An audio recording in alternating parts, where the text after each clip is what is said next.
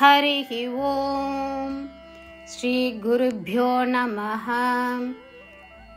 These shlokas are recorded by separating the stanza word by word for easy learning. Please share your feedback in the comment. Kindly subscribe and share to others. Om Namo Bhagavate Vasudevaya. Om Namo Narayanaya. Shloka 4. The Gopikas saw Uddhava wearing charming clothes and ornaments similar to yours. They remembered you again and again and your various deeds and the playful moments very thoroughly. They were full of emotions and were choking for words and somehow managed to speak to Uddhava with trembling words.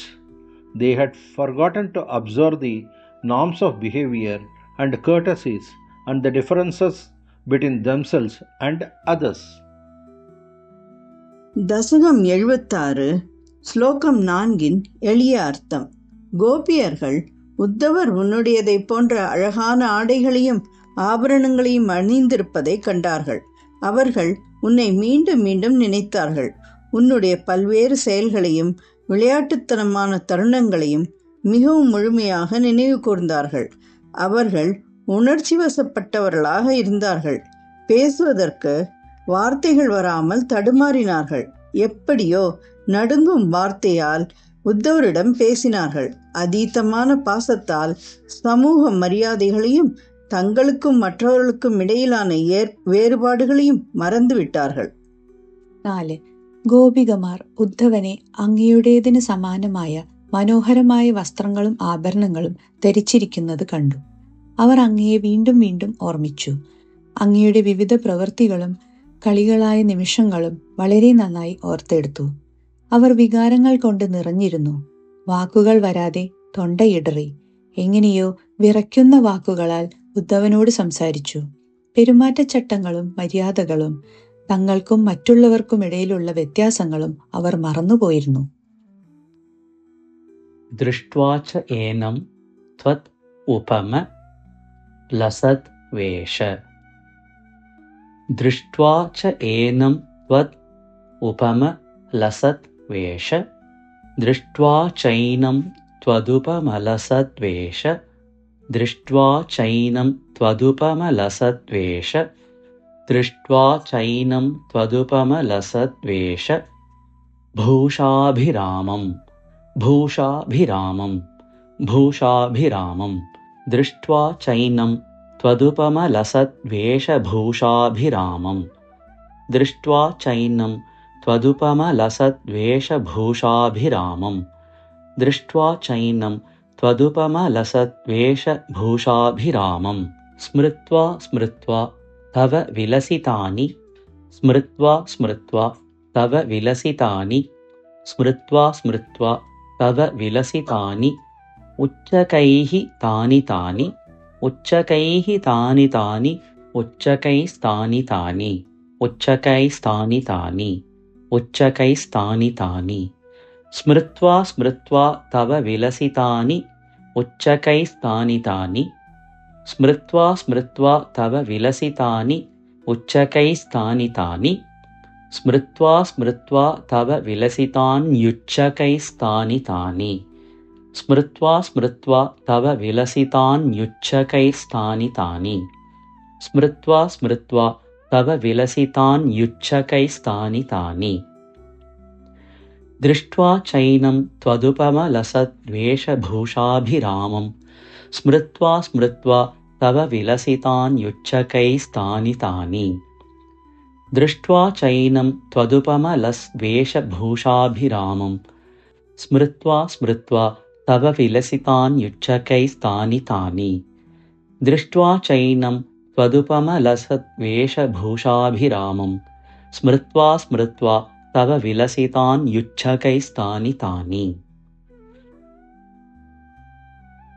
രുദ്ധ ആലാപാഃ രുദ്ധാലാപാഃ രുദ്ധാലാപാഃ രുദ്ധാലാപാഃ.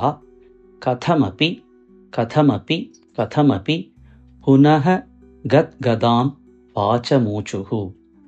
पुनः गद्गदां वाचम् ऊचुः पुनर्गद्गदां वाचमूचुः पुनर्गद्गदां वाचमूचुः पुनर्गद्गदां वाचमूचुः रुद्धालापाः कथमपि पुनर्गद्गदां वाचमूचुः रुद्धालापाः कथमपि पुनर्गद्गदां वाचमूचुः रुद्धालापाः कथमपि पुनर्गद्गदां वाचमूचुः सौजन्य आदीन् निजपरभिदां सौजन्य आदीन् निजपरभिदां सौजन्यादीन् निजपरभिदां सौजन्यादीन् निजपरभिदां सौजन्यादीन् निजपरभिदाम् अपि अलं विस्मरन्त्यः अपि अलं विस्मरन्त्यः अप्यलं विस्मरन्त्यः अप्यलं विस्मरन्त्यः अप्यलं विस्मरन्त्यः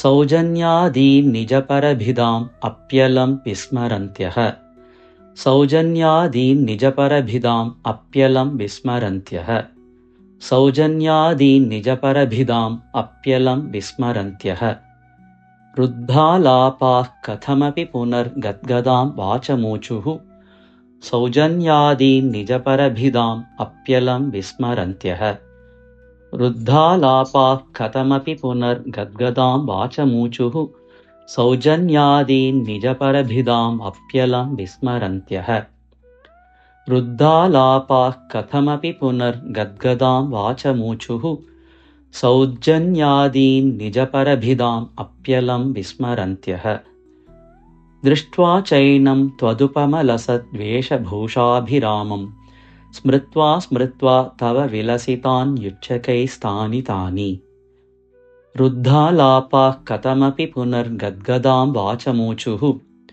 सौजन्यादीन् निजपरभिदाम् अप्यलं विस्मरन्त्यः दृष्ट्वा चैनं त्वदुपमलसद्वेषभूषाभिरामं स्मृत्वा स्मृत्वा तव विलासितान् युच्छकैस्तानि तानि रुद्धालापाः कथमपि पुनर्गद्गदां वाचमूचुः सौजन्यादीन् निजपरभिदाम् अप्यलं विस्मरन्त्यः दृष्ट्वा चैनं त्वदुपमलसद्वेषभूषाभिरामं स्मृत्वा स्मृत्वा तव विलसितान् युच्छकैस्तानि तानि रुद्धालापाः कथमपि पुनर्गद्गदां वाचमूचुः सौजन्यादीन् निजपरभिदाम् अप्यलं विस्मरन्त्यः दृष्ट्वा चैनं त्वदुपमलसद्वेषभूषाभिरामं स्मृत्वा स्मृत्वा तव विलसितान् युच्छकैस्तानि तानि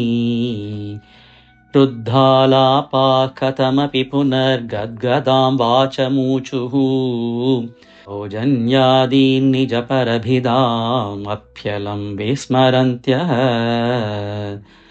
दृष्ट्वा चैनं त्वदुपमलसद्वेषभूषाभिरामं स्मृत्वा स्मृत्वा तव विलसितान् युच्छकैस्तानि तानि रुद्धालापाः कथमपि पुनर्गद्गदां वाचमूचुः सौजन्यादीन् निजपरभिदाम् अप्यलं विस्मरन्त्यः